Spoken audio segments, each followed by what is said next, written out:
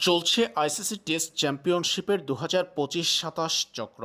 বাংলাদেশ এরই মধ্যে টেস্ট বিশ্বকাপ খ্যাত টেস্ট চ্যাম্পিয়নশিপের ৪টা ম্যাচ খেলেছে।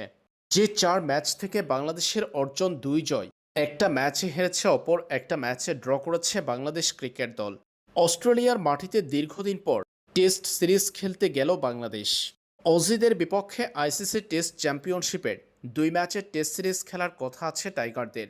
আগামী ১৩ আগস্ট থেকে শুরু হতে যাচ্ছে বাংলাদেশ অস্ট্রেলিয়ার মধ্যকার প্রথম টেস্ট ম্যাচ।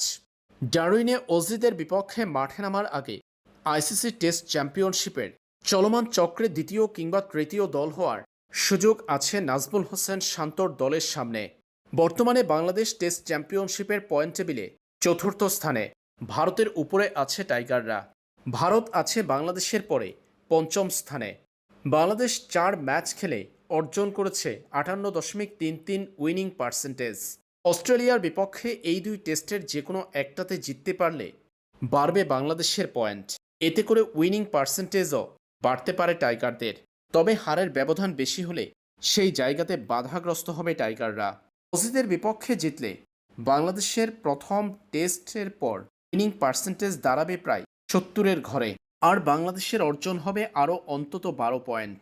নিউজিল্যান্ডের কন্ডিশনে বাংলাদেশের টেস্ট জয়ের রেকর্ড আছে। অস্ট্রেলিয়ার কন্ডিশনেও এই সিরিজ জয়ের আশায় টাইগাররা। আর তা হয়ে থাকলে সেই ক্ষেত্রে টেস্ট চ্যাম্পিয়নশিপের পয়েন্ট টেবিলের শীর্ষ ২-এ জায়গা করে নিতে পারবে বাংলাদেশ। এমনকি টেস্ট চ্যাম্পিয়নশিপের ফাইনাল খেলারও সুযোগ আছে টাইগারদের।